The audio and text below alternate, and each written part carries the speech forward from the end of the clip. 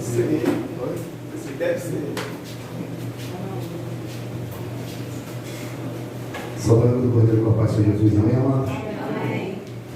Glória a Deus. Glória a Jesus.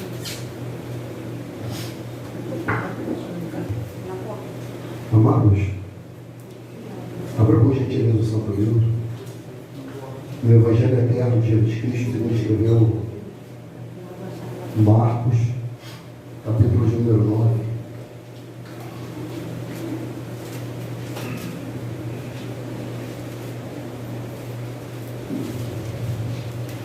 A partir do versículo 14.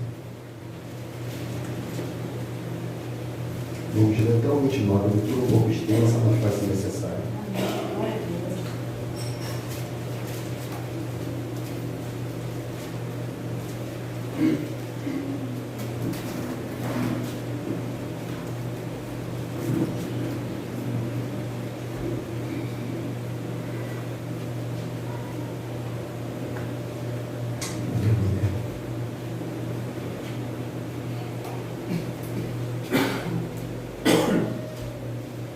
Glória a Deus.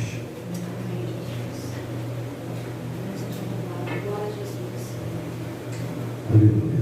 Marcos, capítulo número 9, a partir do verso 14. Todos, amém? Amém. Diz assim o Santo Livro. E quando se aproximou dos discípulos, viu ao redor deles grande multidão e alguns dos escribas que disputavam com eles. E logo toda a multidão, vendo-o, ficou espantada, e correndo para ele, o saudaram, e perguntou aos escribas: que é que discutis com eles?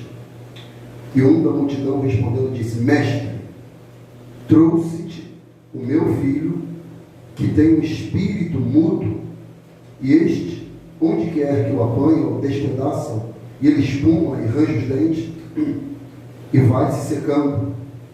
E eu disse aos teus discípulos que os expulsasse, e não puderam.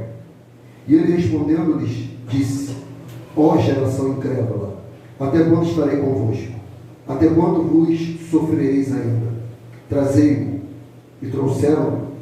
E quando ele o viu, logo o espírito o agitou com violência, e caindo endemoniado por terra, revolvia-se espumando, e perguntou ao pai dele: quanto tempo há que sucede isto?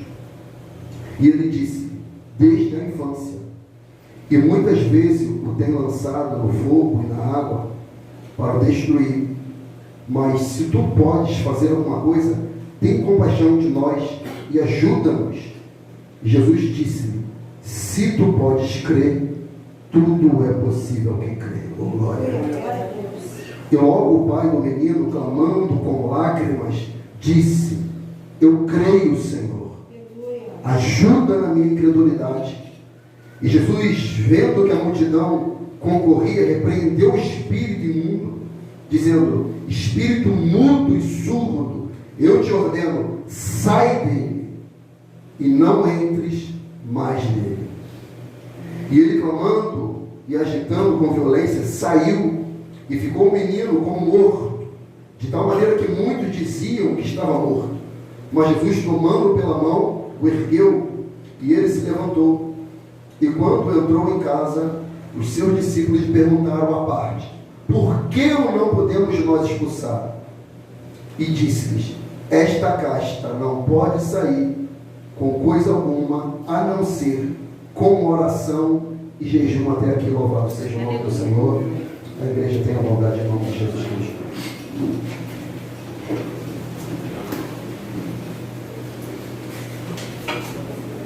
Dada a oportunidade, eu vou trazer mais uma mensagem sobre os milagres de Jesus.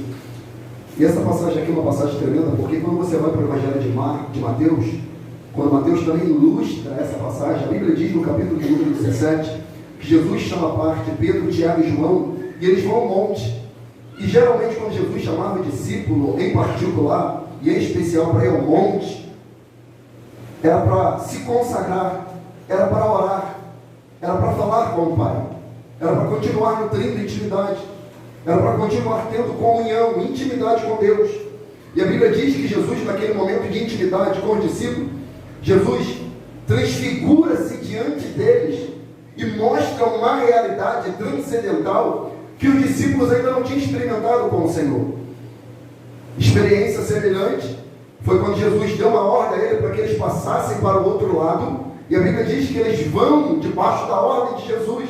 Então entenda, uma coisa eu já aprendo aqui e pego para mim e para ti. Quando nós estamos debaixo da ordem de Jesus, quando nós estamos obedecendo a voz do Senhor, a despeito do percurso, a despeito do momento, a despeito da situação, até como louvamos aqui, louvaremos ao Senhor, não importa a circunstância. A Bíblia diz que se levantou uma grande tempestade, oh glória, mas a Bíblia diz que Jesus veio andando sobre as águas, oh glória. Jesus veio sobre a adversidade, e alguns dos discípulos olharam e falaram: é um fantasma? Não. O que é aquilo? É o Deus Todo-Poderoso, Criador do céu e da terra, aquele que manda em tudo e em todos, e a despeito da luta, da adversidade que faz com que a gente perca a silhueta do nosso Deus, Ele vem a nosso socorro, oh glória.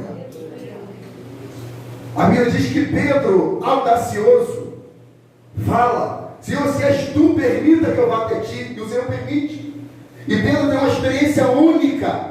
E há quem diga: mas ele afundou. Mas eu digo: ele andou. Há quem diga: ele afundou, mas ele teve coragem para experimentar o sobrenatural de Deus. Então, a despeito, meus irmãos, daquilo que o Senhor nos oferece, a Bíblia diz que nós andamos por fé e não por vista. Então eles tiveram uma experiência tremenda, que quando a tempestade parou, eles falaram: quem é esse, ó glória?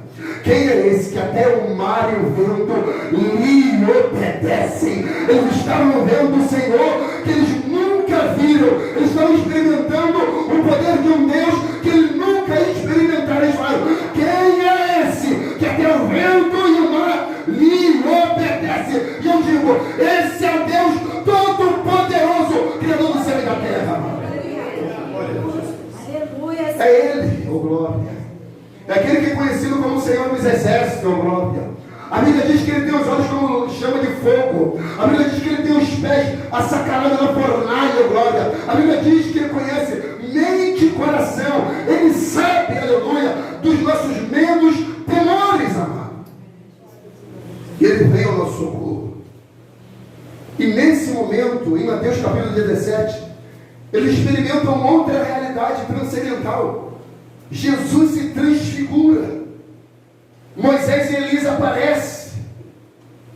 A lei e os profetas.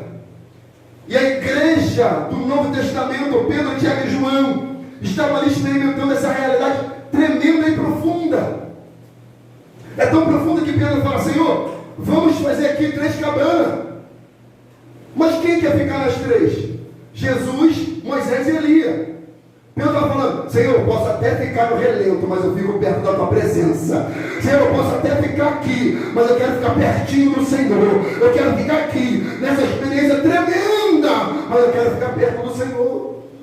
É como Moisés falou: Senhor, não permita-nos sair daqui sem que o Senhor vá conosco. Eu não quero anjo, eu não quero querubim, serafim, eu quero a sua presença. Glória a Deus. Só que a palavra de Deus, dita pelo próprio Senhor, ele diz que o pai dele trabalha até agora e ele também. Jesus fala para a gente trabalhar enquanto é dia. Por quê? Chegará um momento em que não será possível efetuar o trabalho do Senhor, a obra do Senhor. De maneira que quando eles descem do monte, chamado Monte da Transfiguração, eles já encontram uma realidade, que talvez é a realidade da maioria da sociedade. Qual? Uma realidade de luta, uma realidade de crise, uma realidade de tristeza, uma realidade de penúria, uma realidade de possessão, de tristeza. E a Bíblia diz que quando se aproxima dos discípulos ao redor, tinha uma grande multidão, alguns escribas, e disputavam, discutiam coisas tolas, fúteis, que não convinha, que não edificava. E Jesus, ele olha aquilo ali e ele fica indignado, porque tinha uma realidade importantíssima seríssima para ser tratada. E eles estavam discutindo coisa que não convinha, coisa que não edificava, coisa que não era oportuno, pertinente, coisa que não consentia com a sã doutrina de Cristo, coisa que não falava de oração, consagração, de palavra de Deus, do texto canônico, nada relacionado a isso, coisas fúteis, regras, dogmas. E chega um pai aflito, amado, aflito. Invariavelmente, quem é servo de Deus vai chegar pessoas assim, em crise, amado, aflito. No outro versículo diz que esse homem chega com lágrimas, triste, abatido, choroso. Por quê? A Bíblia diz que ele trouxe, versículo 17, e da multidão respondendo disse: Mestre, trouxe-te meu filho, que tem um espírito mudo. Entenda, ele consegue discernir a realidade em parte do seu filho. Então há famílias que entendem a realidade espiritual daquilo que está acontecendo sobre a vida deles. Porque, segundo Jesus, o espírito era mudo e surdo. Mas o pai diz que ele tem um espírito mudo. Então há famílias que entendem que a circunstância do seu lar não é física, é espiritual. E eles entendem que só Jesus pode tratar essa demanda. Mas só que a Bíblia diz que ele vai até os discípulos. Mas ele chega lá e encontra os discípulos discutindo coisa tola. Você guarda o sábado? Não, eu guardo não. Você guarda? Não, deixa eu guardo. Você guarda? Eu guardo. E você? Lava a mão, purifica? Dá um exemplo. Coisas fúteis. Ele fala: mestre, imagina a angústia desse homem. Imagina o abatimento desse homem. Esse homem possivelmente já tinha procurado médicos, psiquiatra, já tinha procurado pessoas que tratavam neurociência, porque a Bíblia diz que esse menino, ele espumava, rangia dente. E hoje nós chamamos isso de quê? Segundo a medicina? De quê? Epilepsia. Existe? Existe.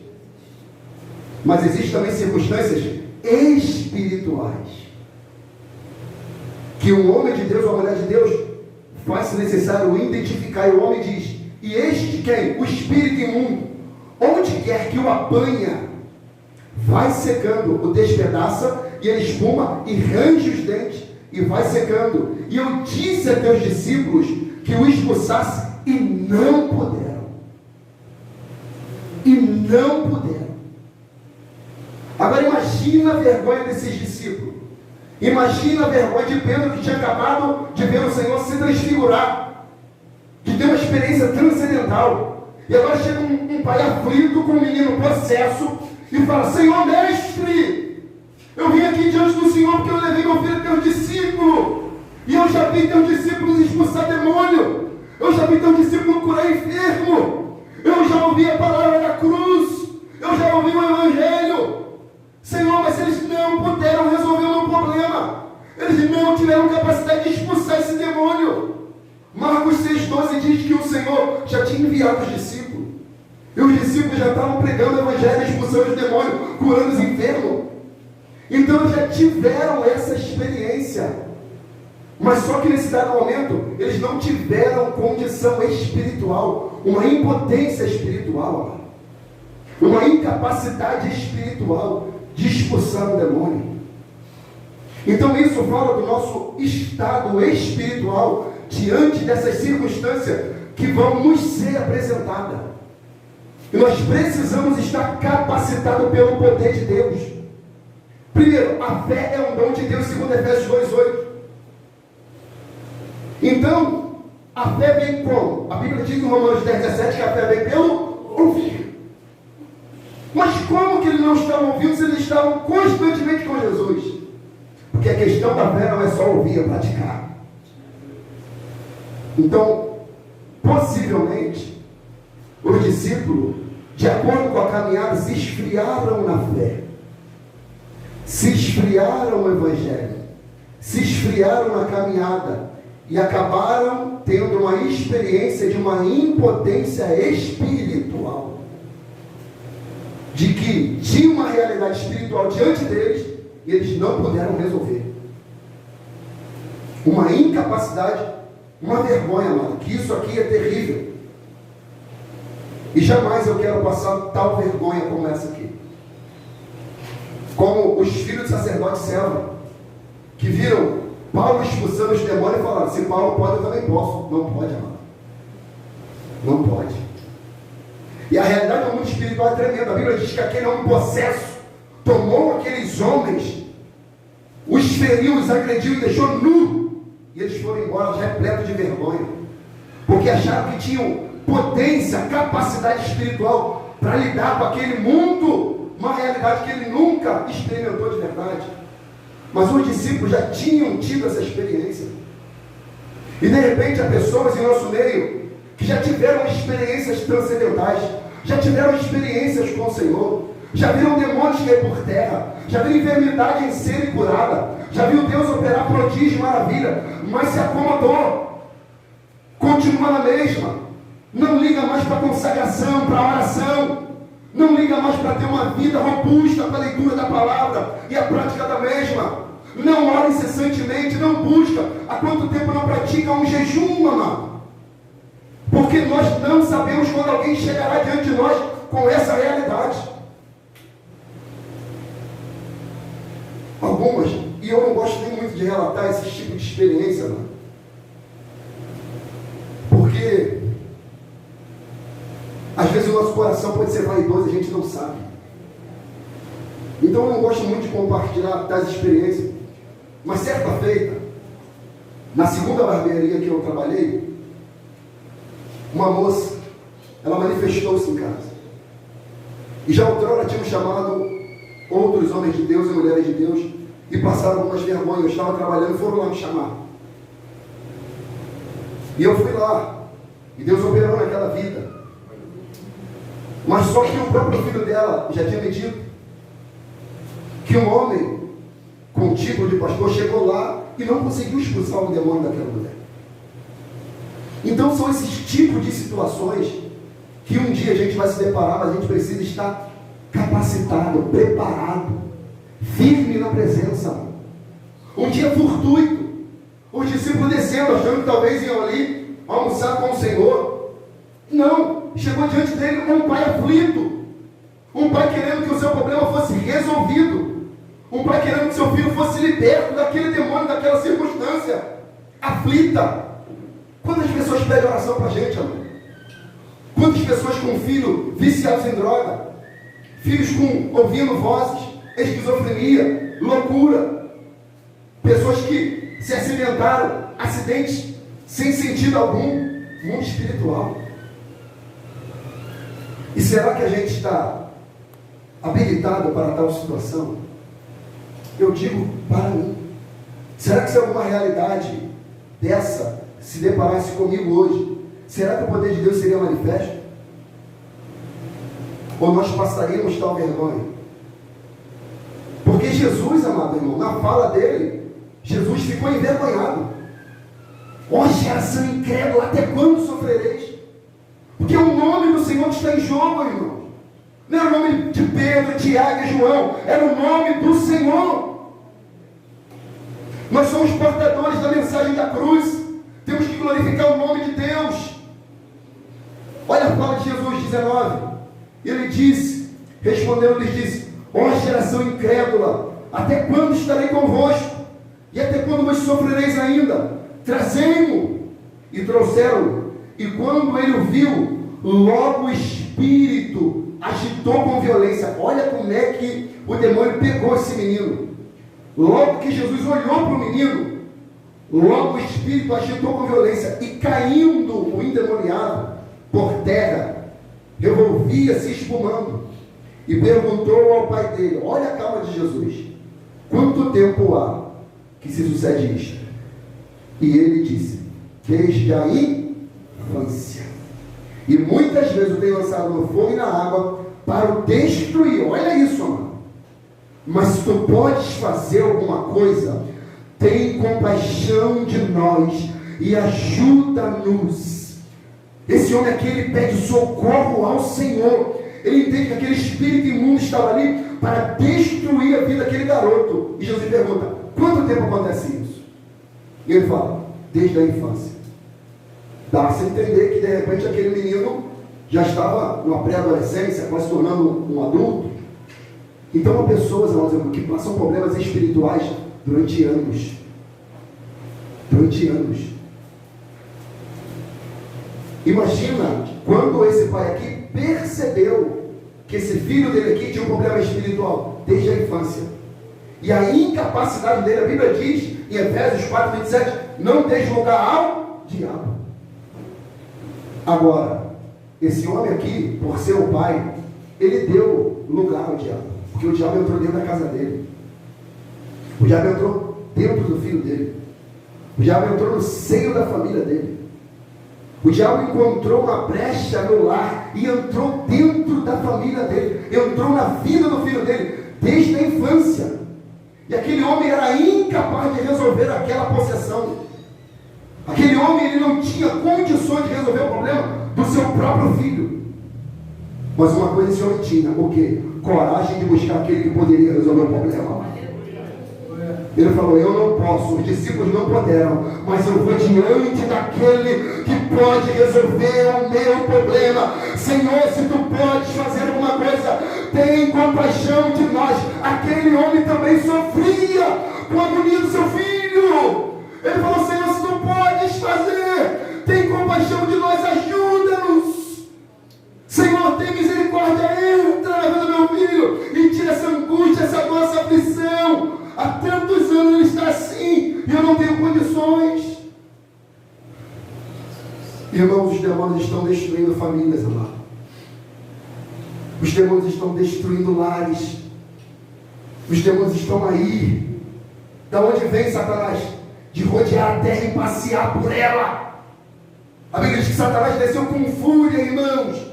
E ele não veio para brincar, o homem falou, Senhor, ele está para destruir o meu filho.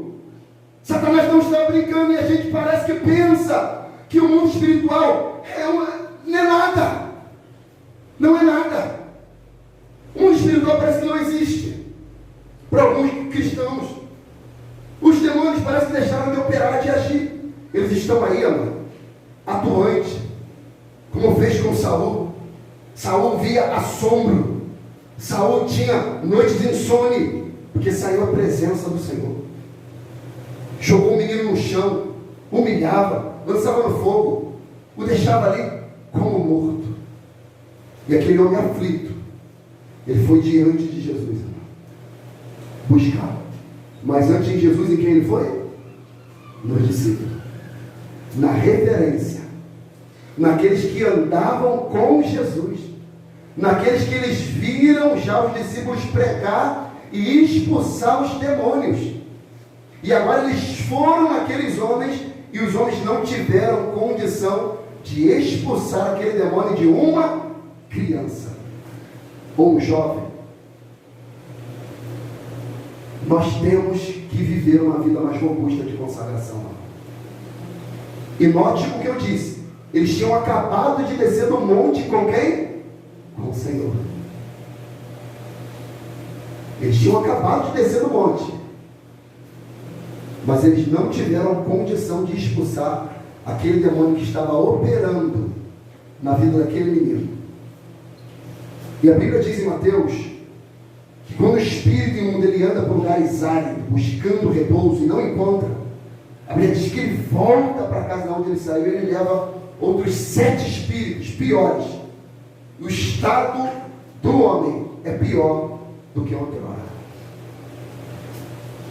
Eu fico pensando no progresso que foi a vida daquele garoto, desde a infância.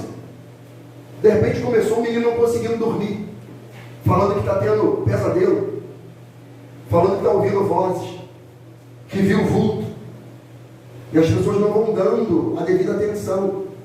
A criança, não tem nada a ver, é coisa da tua cabeça. Não, você não viu nada, não tem ninguém aqui.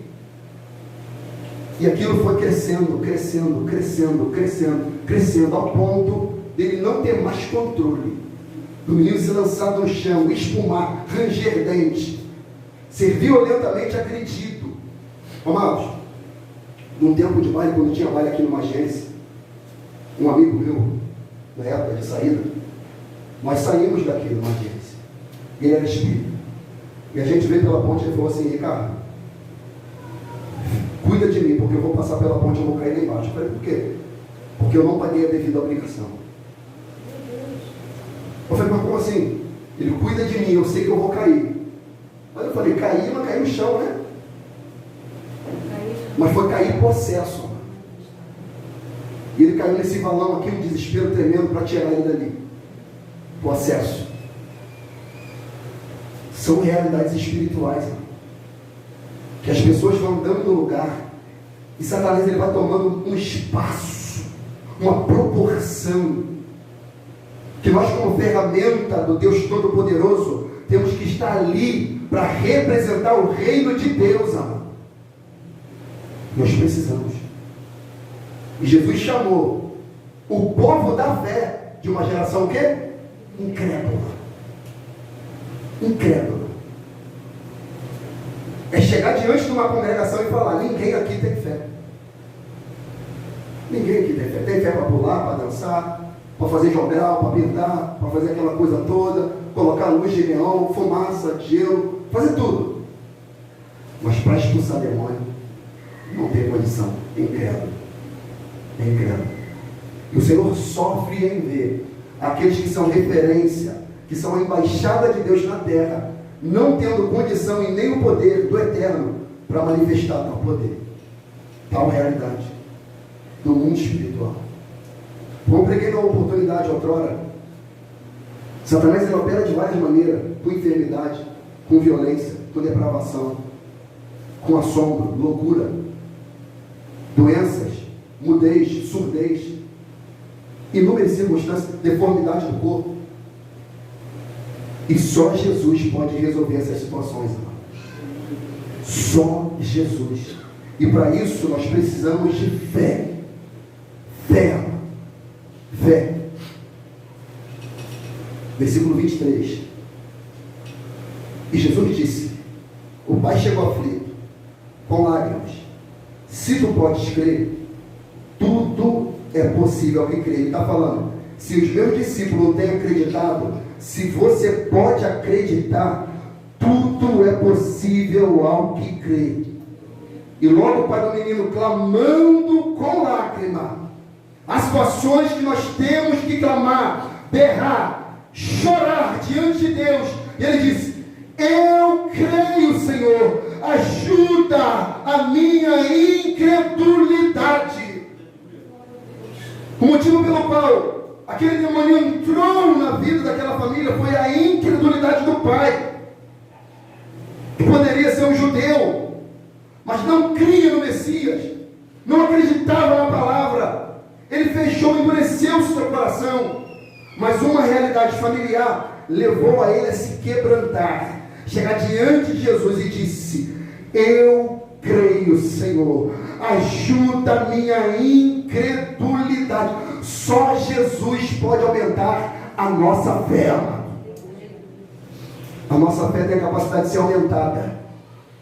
E Jesus, vendo que a multidão concorria, repreendeu o espírito imundo, dizendo: espírito mudo e surdo, eu te ordeno, sai dele e não entres mais nele. Aleluia. Essa fala aqui de Jesus, na realidade do mundo espiritual, é importantíssima. Porque em situações de manifestações demoníacas, geralmente a gente se preocupa mais em expulsar o demônio e não dar mais uma ordem para o demônio não voltar. Jesus diz: sai e não voltes mais. Jesus está falando: a partir de agora, esse menino aqui agora não é mais templo de espíritos imundos. A partir de agora, esse menino aqui é templo do Deus vivo, Satanás. Você vai sair e nunca mais vai voltar para a vida dele. Aleluia. Porque agora ele me pertence, ó glória. Tu não terás mais guarida aqui, tu não terás mais conforto aqui. Agora esse menino é templo do Espírito Santo de Deus. Sai dele e não entres mais.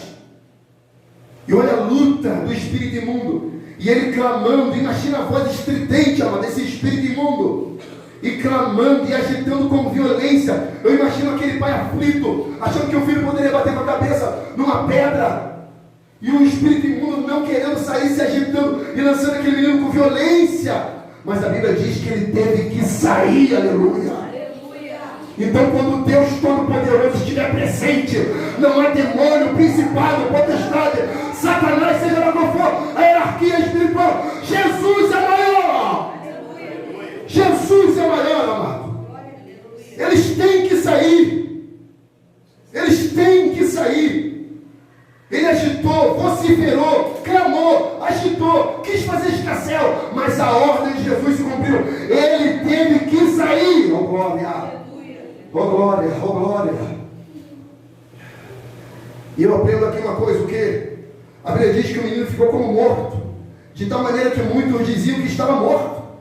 Satanás, ele tenta intimidar, ele tenta causar espanto na plateia, ele tenta causar espanto em quem representa a família. Imagina o pai: eu trouxe aqui para salvar e ele matou meu filho, eu trouxe aqui para dar vida e ele acabou matando, meu Deus, meu filho morreu, acabou, já era, meu Deus, como é que pode, ele morreu. Mas o versículo 27 diz: mas Jesus, tomando pela mão, ergueu e ele se levantou. Ou seja, Jesus nunca vai desistir de uma alma. Ele tem poder para levantar todo aquele que está morto espiritual.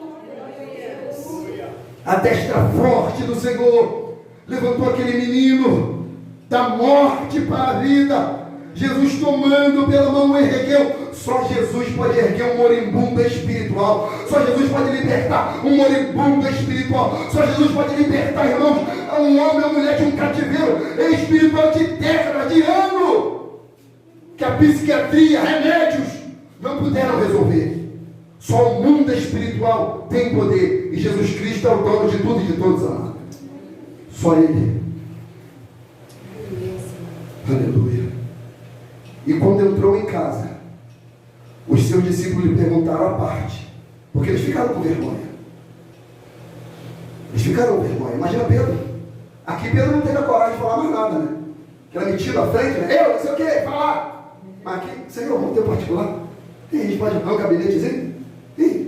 Vamos dar um gabinetezinho? Pegaram o Senhor e a parte. Aí olha a fala deles: por que não podemos nós o expulsar? Por que, Senhor?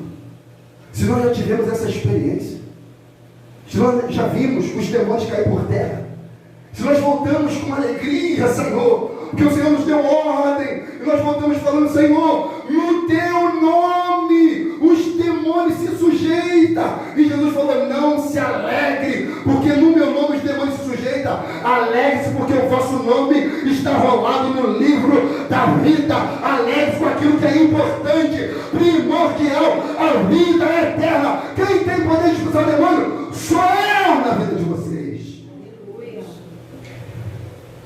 Por que, Senhor? Por quê? Por que não podemos nós o expulsar? Por que a gente não tem mais poder? A gente acabou de descer do monte com o Senhor. Eu vi Moisés, Elias. Meu Deus, que experiência tremenda. Senhor, já expulsei um demônio, 2, 10, 15, 20. Eu já vi inúmeros demônios cair por terra. Mas por que dessa vez não? Porque dessa vez eu estava incapacitado, impotente. Por que, Senhor? E disse-lhes: esta casta não pode sair com coisa alguma, a não ser com oração e jejum. Não é hora ungir, não é campanha, não é gritar ou falar baixo, não é se é diácono ou se é obreiro ou se é pastor. A questão é se é servo de Deus, ó glória. Se tem uma vida consagrada, aleluia. Se tem uma vida de intimidade com Deus, ó glória. Se ama, tem intimidade com Deus. Se é um homem ou mulher de oração, um homem consagrado. Os apóstolos falaram: nós não vamos se apartar do ministério da palavra e da oração. Oração, amado. A oração, o ministério mais desprezado pela igreja brasileira. A oração. Os cultos de domingo As pessoas vêm todo mundo arrumado, bonito, aquela coisa toda. Mas no dia de oração é meia dúzia de gato pingado, amado. A oração desprezada, amado. Orar e falar com Deus é o acesso à presença divina. É se você participante da natureza divina. É a oração. Daniel teve experiência por meio da oração. O anjo visitou Daniel por meio da oração. Em jejum, amado. Revelações, intimidade, resposta, oração. Por favor, torcedor. Oração. As pessoas desprezam. Estão desprezando a oração. As pessoas não querem mais orar. As pessoas não acreditam mais no poder da oração. Eu me converti no ano de 2009.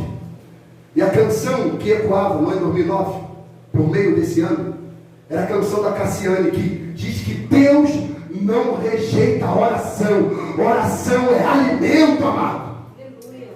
Deus não rejeita nenhuma oração. O livro de Apocalipse diz que o Senhor colhe a oração dos santos e coloca uma taça diante do altar de Deus. Oração é incenso, irmãos. Nós não podemos desprezar a oração. O jejum. Fechar um pouquinho a boca. Abandonar as pizzas, os salgados. Parar um pouquinho com fast food. Se consagrar, se separar mais a Deus. Está pronto, afiado, ser uma ferramenta. Para ter fé o suficiente para expulsar. E olha a preocupação do discípulo. Senhor, porque nós não podemos expulsar esse demônio. Que vergonha, Deus. Que vergonha, Jesus, que vergonha. O que aconteceu conosco? Imagina a cara de Tiago corado de vergonha. Imagina Pedro. Pedro falando, Deus, eu andei sobre as águas. Senhor, o que aconteceu comigo? Senhor, eu já vi tanto milagre, prodígio. Eu vi o Senhor curar minha sogra. Ela estava lá, moribunda, doente, quase morrendo. Eu vi o Senhor restaurar. Eu vi o seu poder manifestar. Eu não pude expulsar um demônio do menino. O que aconteceu? Ah, Pedro, esse tipo de casta de demônio, que está encastelado há anos em família, não sai senão, ele fala, não sai por coisa alguma, senão por oração e jejum, Pedro. Oração e jejum, uma vida consagrada ao Senhor. Irmãos, Hebreus 11:1 fala, ora, a fé é o firme fundamento das coisas que se espera, a prova das coisas que não se vê. Hebreus 11:6 diz, sem fé é impossível agradar a Deus, porque é necessário que aquele que se aproxima dele, creia que ele existe, e que galardoa todo aquele que o busca. Aquele homem creu que Jesus Cristo era Deus, e ele poderia o ajudar naquele momento oportuno. Sem a fé necessária, é impossível agradar a Deus. Sem fé você não ora, mano. A gente precisa de fé para tudo. A Bíblia diz que aquilo que não é feito por fé é pecado. Tudo que for feito tem que ser feito por meio da fé. Se não for feito por fé, é pecado. Pecado. Se ora por fé, se jejua por fé, se lê a palavra por fé, se congrega por fé, se crê que vai ser arrebatado, é por meio da fé. Se crê que vai morar na eternidade com o Senhor, é por meio da fé.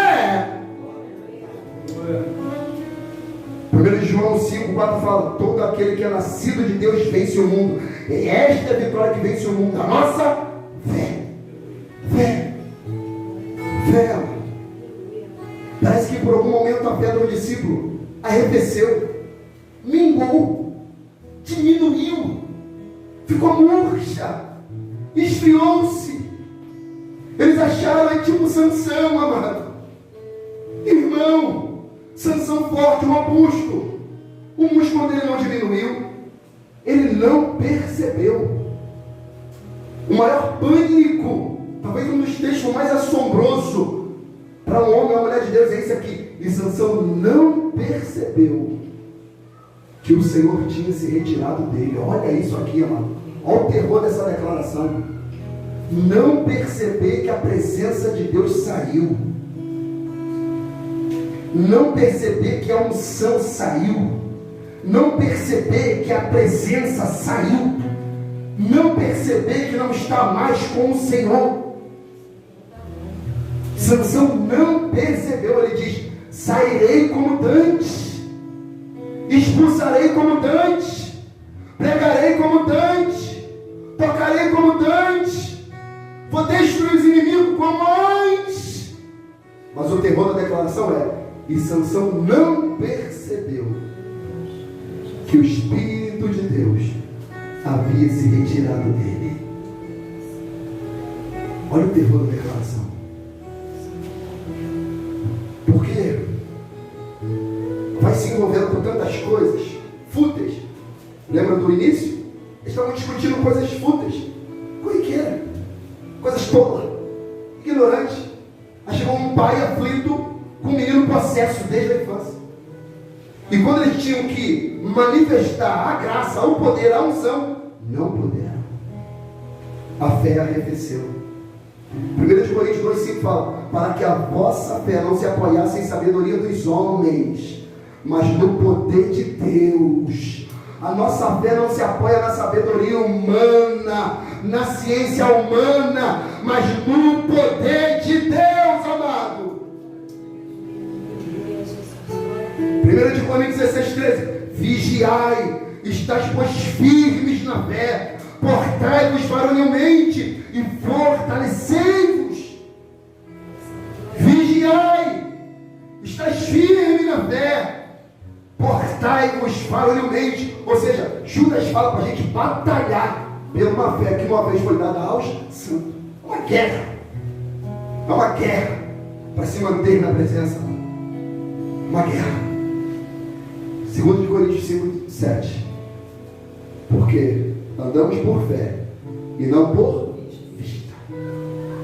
Que nós jamais, amado, possamos perder o foco do Senhor e entender que sem Ele, sem a presença dEle, nós não podemos nada.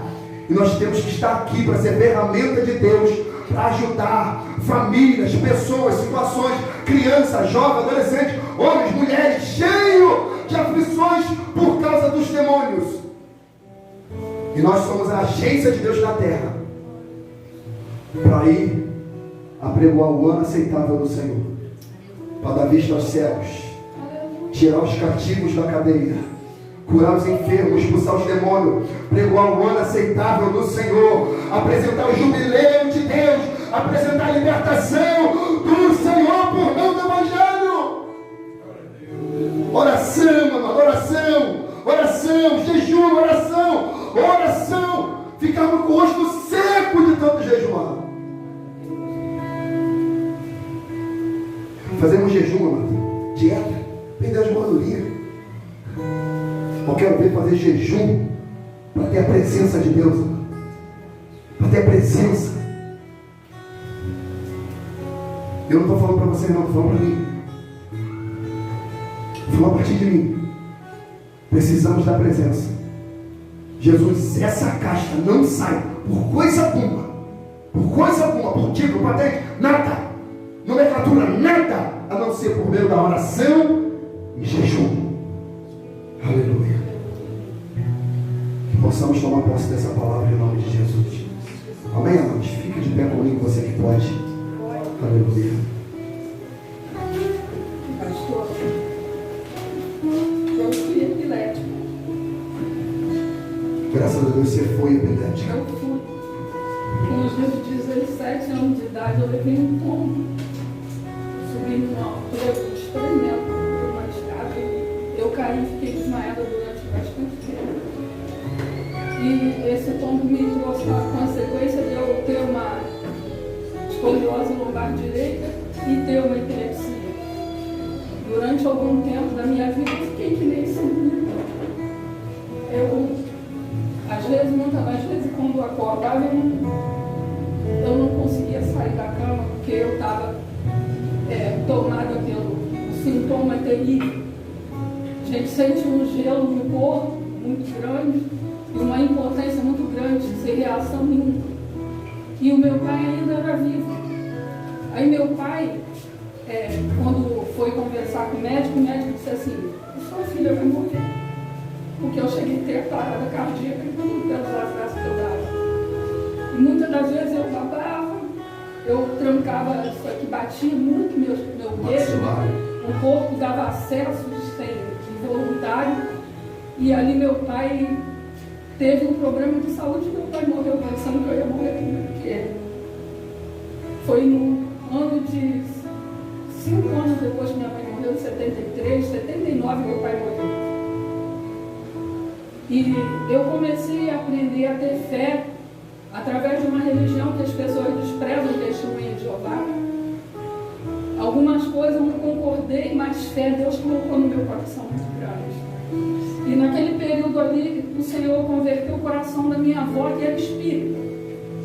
Minha avó converteu numa igreja batista e ela entendeu de imediato que o que ela praticava era errado. Ela jogou todos os santos que ela tinha na casa dela, no altar, assim, tudo fora. Ela manifestava demônio, tudo. E ela foi para a igreja, o Senhor batizou ela com o Espírito Santo na igreja batista. E quando foi um dia, eu já estava desenganada pelos médicos com uma palavra de dizer que eu não podia nunca me casar, ser mãe, que eu tinha pouco tempo de vida. E o médico disse assim, a escoliose era muito grave, eu cheguei a ter um caroço enorme desse lado aqui nas costas. E minha coluna, quando tirava a chapa, assim, saía que nem um F, era horrível. E eu sentia dores, eu tomava um monte de remédio. Realmente, para mim, eu acho que estava no fim. Mas um dia eu ouvi falar de Jesus. Eu ouvi que Jesus era médico dos médicos. E aí o Senhor entrou no meu coração de uma tal maneira que eu vim do médico, o médico tinha dito assim para mim: você não pode se casar, você não pode ter um filho, a sua vida é limitada. E eu falei assim, cada vez eu vim embora para casa, lá no Hospital do Servidor do Estado, eu vim pela rua chorando o tempo inteiro. E quando eu cheguei em casa, eu passei um tempo morando com a minha tia, eu não tinha condição mais de ser uma pessoa que não tivesse ninguém por perto, porque eu dava acesso e caía em qualquer lugar. E ali eu me coloquei no chão do quarto e eu comecei a chorar desesperado e falei assim para mim: Deus, eu ouvi que o Senhor é poderoso, que o Senhor é um Deus que faz milagre, é Deus do impossível. Eu fiz minha oração, eu acreditei nisso. E eu quero que o Senhor me mostre na minha vida o que o Senhor faz. Aleluia. E naquele momento que eu estava ali no chão, Deus usou a minha avó. Ela estava na igreja batista no outro lado da rua. E minha avó não tinha o costume de ir até a casa da minha tia. Minha avó atravessou aquela rua, uma rua muito grande. E quando ela chegou no portão, ela escutou meu choro. E ela disse assim para minha tia: Nilson, o que foi que está acontecendo, que eu estou escutando muito choro aí? E aí minha tia falou assim: a Sandra está aqui desesperada. Aí minha avó entrou naquela casa. E ali ela foi, colocou a mão sobre a minha cabeça e disse assim: minha filha, você crê que Jesus é o médico dos médicos? E que Ele faz milagre? E que Ele pode abençoar a tua vida e te curar? E ali ela começou a ser usada, a falar em mistério com Deus e a orar com a mão na minha cabeça. E quando eu me levantei dali, eu estava curada. Glória a Deus. Eu ia fazer a cirurgia com todo aquele problema de enfermidade, eles iam fazer uma cirurgia na minha coluna. Eu não sei que alguns aqui que são antigos ouviram falar no Hospital Rio Bonito, que era de um médico chamado Dr. Belô. Ele ia fazer essa cirurgia em mim. Todos os exames prontos, só para me dar guia para internar para fazer. E quando eu, na outra semana, cheguei lá no médico, o médico virou e falou assim: mas você vê, peraí, eu não vou mandar você fazer cirurgia, eu vou fazer um raio-x de você. E a minha tia, que era testemunha de Jeová, que me ensinou a ter fé, ela era a secretária, ela trabalhava com o médico. Aí ela falou assim: não estou entendendo o que esse médico está fazendo, mas vamos lá fazer esse raio-x. Quando eu cheguei lá, minha coluna estava no lugar. Aleluia, Senhor. E eu parei de dar acesso epilético, parei de tomar remédio, porque eu tinha feito também um eletroencefalograma, tinha acusado uma lesão temporal direita. E o médico disse assim: isso não tem cura, porque naquela naquela época, muitos anos atrás, se explicava a epilepsia como era uma reação do sistema nervoso. Ainda não havia, hoje tem cirurgias, né? Mas não havia cirurgia, não havia cura. E ali, Deus operou na minha vida. E eu não tive só um filho, eu tive 3 filhos. Glória a Deus. E eu vou ter 7 netos agora. Glória a Deus. Glória a Deus, aleluia, Senhor. Amada, eu conheci o irmão Romilson hoje. O irmão Romilson, ele estava falando a seguinte situação comigo. Olha o testemunho desse homem. Ele falou assim: pastor, esse dia, meu filho passou mal nas Teresópolis. Ele foi trabalhar numa loja lá e lá passou mal e me ligava. Eu estava no trabalho, na hora me deu aquela angústia, depois eu controlei, meu emocional, e liguei com paciência. O que aconteceu? Eu não sei se o filho passou mal no hospital, no curso aqui, que ele estava fazendo para preparar para trabalhar, e ele caiu. Sobe para cá para ver qual é a condição dele. Eu falei: mas o que tinha o seu filho? Eu falei: Ricardo, meu filho foi o seguinte, ele foi aqui no Rio Roncador, ele foi dar um mergulho numa ribanceira, ele não conhecia, ele não mapeou o lugar primeiro antes de pular. E pulou achando que estava fundo, estava raso. Ele bateu com a cabeça e ali paralisou tudo. Paraplégico. Correu-se para o hospital.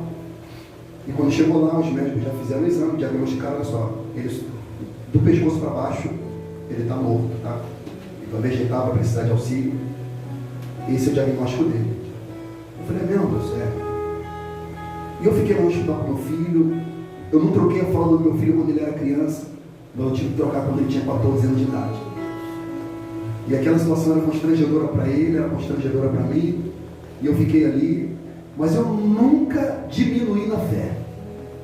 E certa feita eu lá, na sala de espera, chegou um homem: olha, irmão, Deus é vivo, aleluia. Aleluia. Deus é vivo. Glória a Deus. Deus é vivo, Ele é o mesmo, não mudou. Aleluia, Meu Senhor. pastor entrou um homem lá que ele falou que nunca viu aquele homem. Aleluia. Você deve conhecer, o Vitinho. Romilson, ele é casado com Fernanda. O filho dela é Luan, pequenininha, lá da igreja do pastor Luciano. Lá perto da sua loja lá. Sabe onde é a igreja do pastor Luciano? Sei. Então, eles congregam ali. Entrou um homem lá e perguntou: não sei se é Natan ou Isaac é o nome do filho.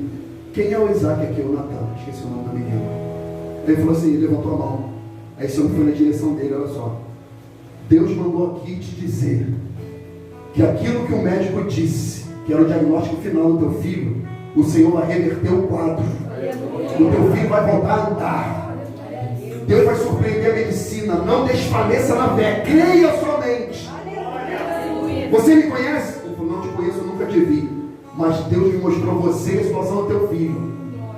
E Ele manda te falar que teu filho vai voltar a andar. Tu vai sair desse hospital com o teu filho andando.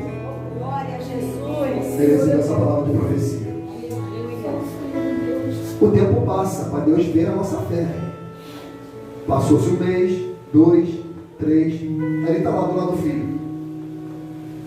Ele olhando assim, a cabeça do filho aqui, o pé lá. Aí o dedo do pé. Não, filho, você mexeu o dedo? Não mexi não. Você mexeu? Não mexi não, pai. Mexeu? Mexeu. Aquela coisa toda, correria. Não, ô pai, porque o sistema nervoso e tal, já está atrofiando para ficar parado. Ele: não, eu vi, o dedo do meu filho mexeu. O médico saiu, ele ficou. Passou mais alguns dias, o pé do menino. Você mexeu o pé? Não mexi não. Mexeu? Mexi não. Mexeu? Chama o médico de novo. O médico dá o mesmo. Passou-se um tempo. O menino mexe a perna bruscamente. Ele fala: pai, estou sentindo um formigamento na minha perna. Aleluia. Eu acredito que o anjo de Deus entrou naquela sala e foi massageando a perna daquele garoto. E foi tocando, aleluia. Tocando no nervo, aleluia. No nervo central daquele garoto. E foi falando: tu vai voltar a andar. Eu falei que tu vai voltar a andar. E tu vai andar, ô glória. Ele falou: pai, eu estou sentindo a minha perna queimar. Eu estou sentindo a minha perna formigar, pai. Eu estou conseguindo mover. Chama o médico, ô glória, ô glória. E ele chamou o médico, gente. Quando o médico entraram, o médico vira e falou: sim, está tendo um sistema aqui, está tendo, como é que eles falam? Está tendo reação. Está tendo reação na perna dele. E começaram a mapear o garoto, aquela coisa toda. Ele falou: o meu Deus disse que ele voltaria a andar. E eu creio que ele vai voltar a andar. Passou-se 4 meses após aquele homem entrar lá e falar isso. O menino recebeu alta. Aí quando ele foi pegar a cadeira de roda para levar para o filho, olha isso aqui, gente, aleluia. O menino falou assim para ele: pai, você esqueceu da palavra? Deus falou que eu sairia daqui do hospital andando. Eu não vou sair na cadeira de roda, eu vou sair daqui andando. Só me ajuda, mas eu vou sair daqui andando. Se Deus falou que eu vou sair andando, eu vou sair andando. E o menino hoje está com 19 anos. E anda. E faz tudo normal para a glória de Deus. Deus é poderoso, amado. É boa fé em ação. Ele é o mesmo e não mudou, amém? Glória, glória, glória. Deus amado e santo. Pai, nós cremos no teu poder, Senhor. Mas, Pai, nós pedimos ao Senhor em nome de Jesus. Pai, aumenta, Deus, a nossa fé, ó Deus, em nome de Jesus. A tua palavra diz, Pai, que o Senhor é o mesmo, Pai. O Senhor não mudou, Pai. O Senhor ainda continua operando, Deus, maravilhas, Pai. Prodígios, ó Deus, no nosso meio, ó Deus. Mas somos nós, Senhor, que mudamos, Senhor. Somos nós que muitas das vezes, Pai, não cremos da maneira correta, da maneira certa, ó Deus, em nome de Jesus. Pai, muitas das vezes colocamos o teu poder em dúvida, ó Deus. Mas tu continua sendo o mesmo, ó Deus. Tu continua, Senhor, sendo Deus que operou, que opera e que há de operar nas nossas vidas, ó Deus, em nome de Jesus, Pai. Então, Deus, toma nossas vidas em tuas mãos, Senhor. Não permita, Pai, que de maneira alguma nós venhamos a retroceder, ó Deus, a largar a fé, Deus, mas não, Senhor, crendo a cada dia mais, crendo mais e mais no Senhor, ó Deus, em nome de Jesus, Pai. Não permita, Senhor, que nós venhamos a retroceder, Deus, de maneira alguma, Senhor, a andar, Pai, agindo, pensando, Pai, que o Espírito está conosco quando não está, ó Deus. Deus, que o teu Espírito Santo ele venha ser presença viva em cada um de nós, ó Deus, em nome de Jesus. Que nós venhamos a cada dia, Pai, buscar mais e mais de Ti, Senhor, na oração, Pai, na palavra, Deus, em nome de Jesus, ó Pai. Porque o Senhor continua, Senhor, sendo Deus no nosso meio, Senhor. Deus, em nome de Jesus, Pai. Aqui estão os seus filhos, ó Deus. Aqui está cada um de nós, Pai, que ouvimos, Deus, a Tua palavra, Deus. Que o maligno ele não venha roubar de nós essa palavra, Deus, em nome de Jesus, Pai. Que nós venhamos a crer, Pai, no Teu poder, Senhor. Crer verdadeiramente que Tu és Deus, Senhor. E que Tu és galardoador daqueles que o buscam, daqueles que o procuram, ó Deus, segundo a Tua palavra, Deus, em nome de Jesus, Pai. Por isso, Deus, aumenta, Deus, a nossa fé, Senhor. Toma nossas vidas, Pai, em Tuas mãos, Senhor. Faz o Teu querer, faça segundo a Tua vontade, ó Deus, que é boa, que é perfeita e que é agradável, ó Deus, em nome de Jesus, ó Pai. Em nome de Jesus, Pai. Seja conosco, ó Deus, desde o deitar até o levantar, ó Deus, em nome de Jesus, Pai. Pai Santo, muito obrigado, Senhor. Deus nos leva, Senhor, guardados e protegidos, ó Deus, debaixo da Tua boa mão, ó Deus. Livrando, Pai, dos acidentes, do homem perverso, da hora perdida, ó Deus, em nome de Jesus, Pai. Continua, Deus, falando com cada um de nós. Continua, Deus, operando, Deus, no nosso meio, além daquilo que pedimos e pensamos, ó Deus. Em nome de Jesus, Pai. Nós oramos, Pai, grato ao Senhor por tudo, Senhor. Em nome do Teu Filho amado Jesus. Amém. E graças a Deus. Glória a Deus. Glória a Jesus, aleluia. Aleluia, Deus. Louvado seja o Teu nome, Senhor. Amém, amados? Amém, glória. Amados, permaneçam em oração pela vida da Carol, amém, que se encontra internada com meningite, que antes que Deus é poderoso para levantá-la do leito. Continue em oração pela vida da Simone, irmã da nossa irmã Renata, amém. Ela carece das nossas orações, do nosso joelho dobrado. E pela vida da irmã da Juliana, que me fugiu o nome agora. Bárbara, exatamente, a Bárbara. Continue orando pela vida dela, amém, amados? Domingo estaremos aqui permitindo o Senhor, a partir das 19 horas, amém, amados? Meu pastor, algum recado, meu pastor? Alguma coisa? Algum recado, pode alguma coisa? Amém? Posso dar bênção, pastor? Com o amor de Deus, o nosso Pai, a graça maravilhosa do nosso Senhor e Salvador Jesus Cristo, as doces comunhões e consolações do Espírito Santo de Deus, e com todo o povo de Deus espalhado sobre a face da terra, por todo aquele que crê que recebe. Se você não desse, diz amém. A vitória é nossa. Se o Senhor é por nós, e operando o nosso Deus, foi o que operou. Ninguém pode pedir. A todos a paz do Senhor nos abençoe em nome de Jesus Cristo.